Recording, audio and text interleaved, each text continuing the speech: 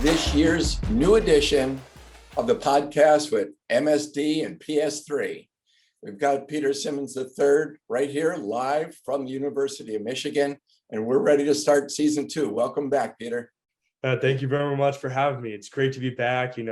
Can't wait for the season 2 to get rolling, and just very excited to be here. Well, what I've watched in season 2, you guys obviously have lost some key personnel from last year, but you went through the first 3 games as anticipated pretty easily. So it gets you a chance to get your feet wet. But yesterday, the big game in Big Ten Conference against Maryland was close for a while, but then again, Michigan came through. So why don't you walk us through yesterday's game and the developments? Absolutely. So, Maryland, they have a lot of good players on their offense for sure. Very explosive offense. They have Tua Tagovailoa's brother at quarterback, 2 very good running backs, and some very good receivers. There's actually one receiver, number 6, Jayshon Jones, who went to North Fort Myers High School. So he's from Lee County. Oh, really? Which was kind of cool. I talked with him after the game, two Fort Myers guys kind of talking about, football and everything. So that was very cool. But so the game it was definitely a lot closer than we wanted it to be.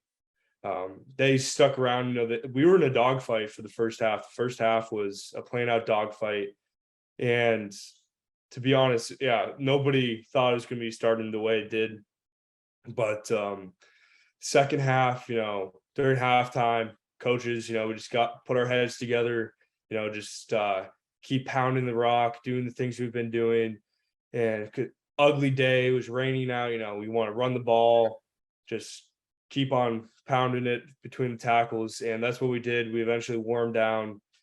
And so I think this game was definitely a good test for us and something that we needed as a team, because the first 3 games throughout the season, no offense at all to those opponents, great Division I schools, but they just haven't put up the necessary competition that we need, and have put us in those certain situations where we need to all go together, put our heads together, work together to really win a game.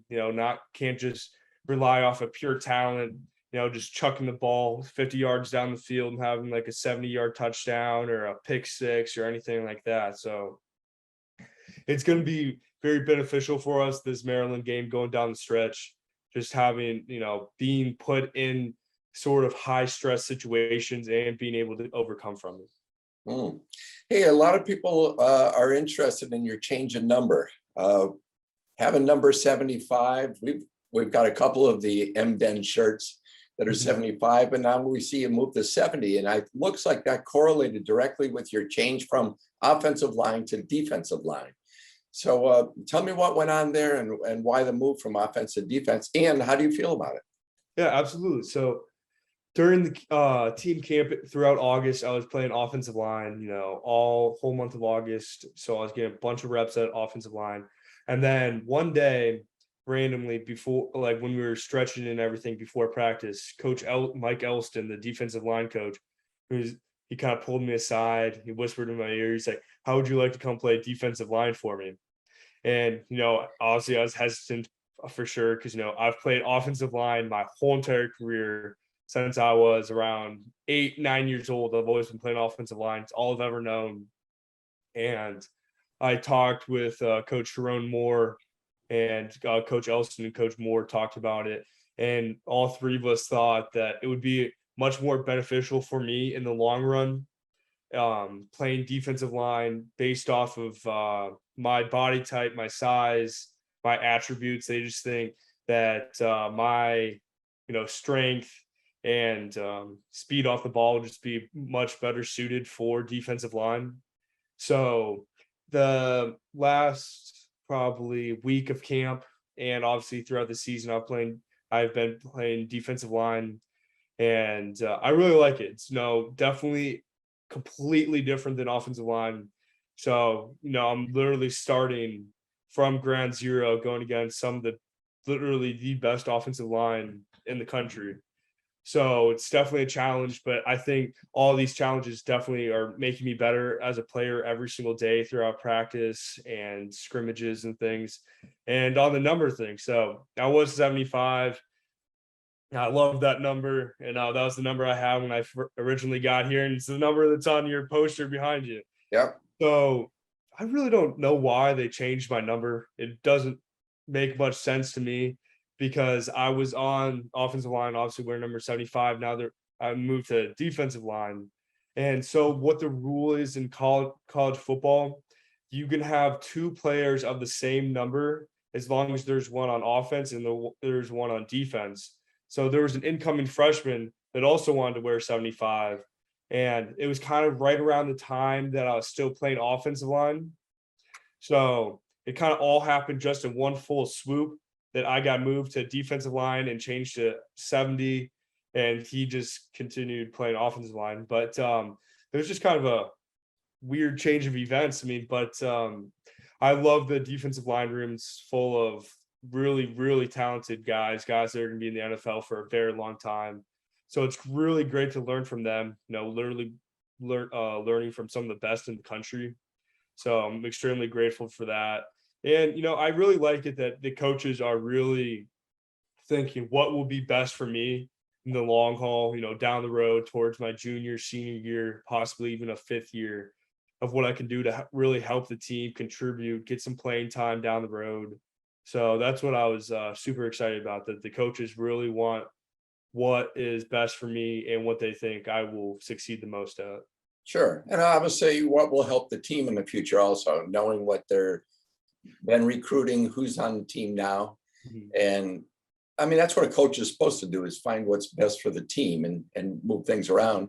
Mhm. And you and I have talked about this. You have to wait for your opportunity to fill in and then just be there to shine. And this may Absolutely. be that opportunity. They know that they can tap PD on the shoulder and ask him to do anything. The Mhm. flexibility that gives them, though, in the event that somebody gets hurt, is you're already aware of offensive line. Mhm. You could fit right in and you're familiar with the play calling. Now you can play defense. You're actually very important to the team. Absolutely. Yeah, I mean, I've never really thought about it that way, but you're right. I know the offensive playbook like the back of my hand. I can play right guard, center, left guard.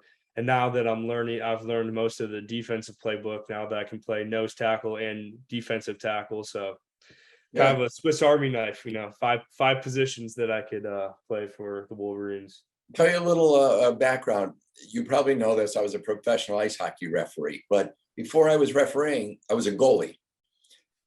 Now, it's interesting. A goalie sees the whole ice surface in front of them, and you anticipate plays. You can almost know what's going to happen before it happens.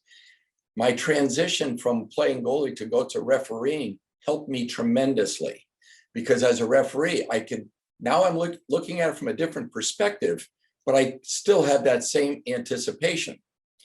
I'm thinking the same thing would translate to you on being from offensive line and knowing the techniques that offensive linemen have to do based on certain plays that are called.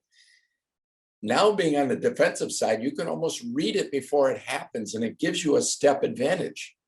That you are absolutely correct. I mean, you couldn't have said it any better. It's kind of funny because now my buddies on the offensive line kind of get mad at me because if they make, you know, so if they make like a certain call, or I can kind of look over and see the signal that the guy's signaling on the sideline for the play. I kind of know what the heck is coming right at me, so I can kind of prepare. If it's like pass, I kind of like whisper to the other guys around me, pass, like change up your stance a little bit, get ready to do like pass rush move. Or if I know it's going to be a hard count, I kind of look at the guys and go like this, to kind of, don't listen to the snap count, just like watch the ball.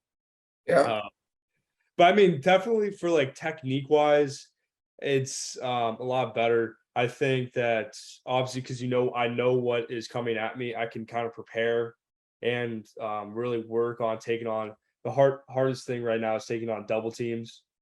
Like from like a tackle and a guard, or a guard and center, which is Sure. definitely the hardest thing. But no, I think just with more time and experience, more reps, I can literally feel myself improving every single day. which is good.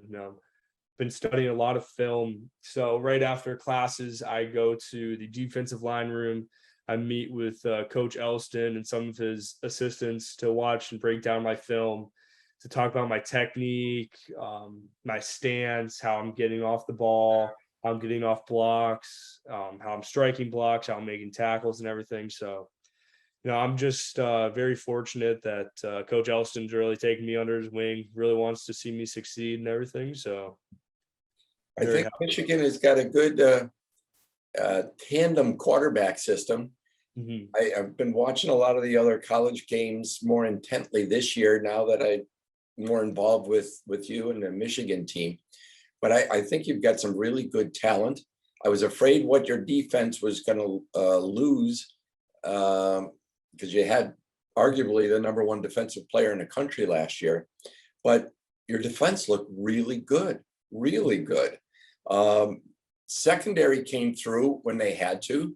There was a questionable interception. They played it back. It had to go super slow motion yesterday, but Michigan got advantage of that one. But the point is, the guys were there to make the play, and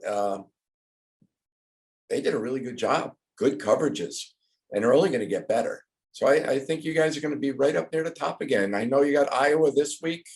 You got to travel as sort of your first away game this week, right? Absolutely.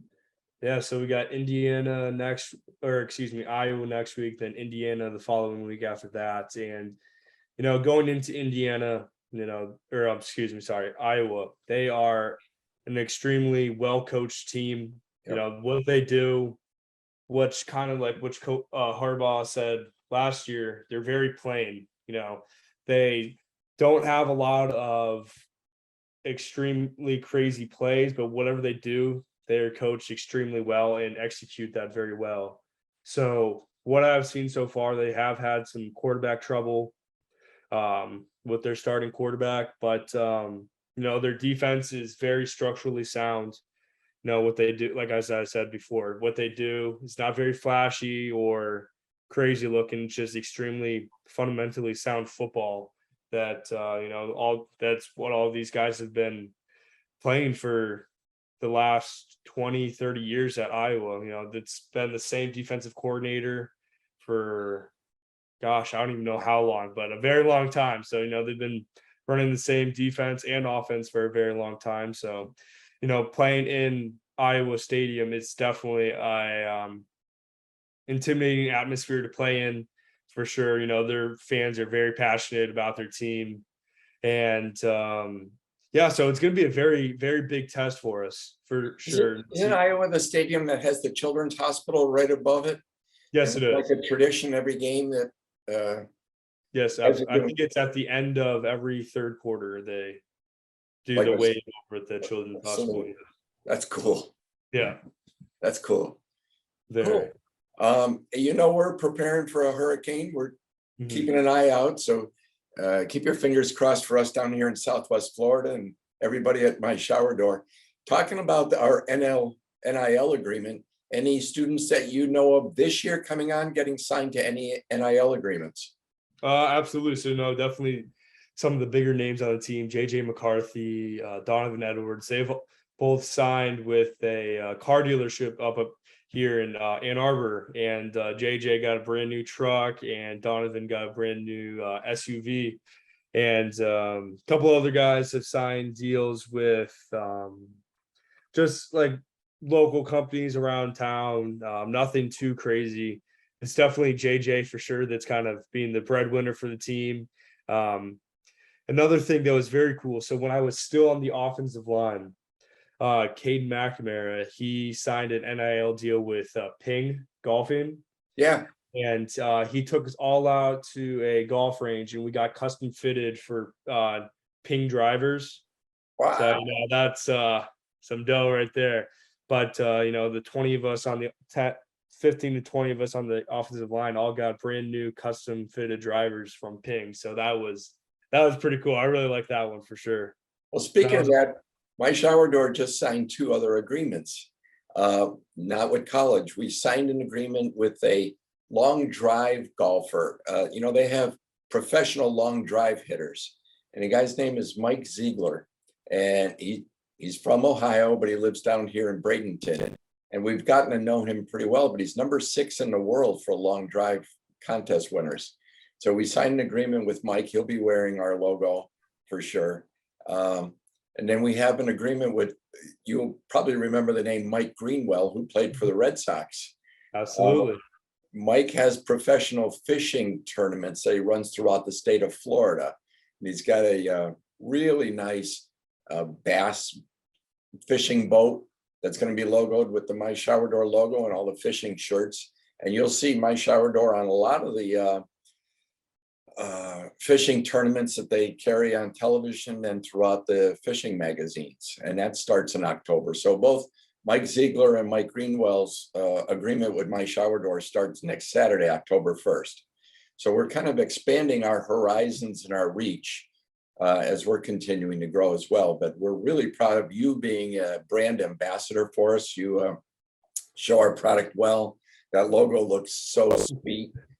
And the next batch of swag will be there before you know it. We'll have to show that off. Absolutely. Thank you very much. No, I'm extremely grateful to be part of the My Shower Door family, just extremely happy. It's just a blessing to be part of your guys' family, just being able to represent everything you guys stand for and do in the community. It's amazing. Well, we want to continue to do that, and we think it's very important. And by the way, my granddaughter has told me that she's never been to a school like Bishop Verot. Best school she's ever been to. She thoroughly enjoys it. Can't wait to go there every single day. Oh, it was amazing. I missed those memories, even though, how much at the time I said I didn't like it. I mean, what I would do to go back and play one of those Friday night games under the lights with all my high school friends and everything. Yeah.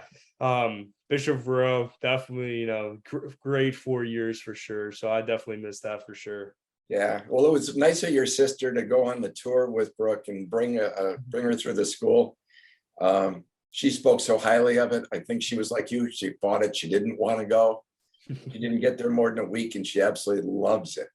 So thank you for the guidance and putting her in the right direction. We're thankful that she got in there. So we're very happy. Well, be safe. Think about us this week coming up. I think we're going to be okay, but keep an eye on the storm. Watch your parents. And good luck next week, and we'll round back for the next episode. Absolutely. Sounds great. Can't wait. All right. Good luck. Let's go Blue. Go Blue. Thank you, guys. Thank you very much.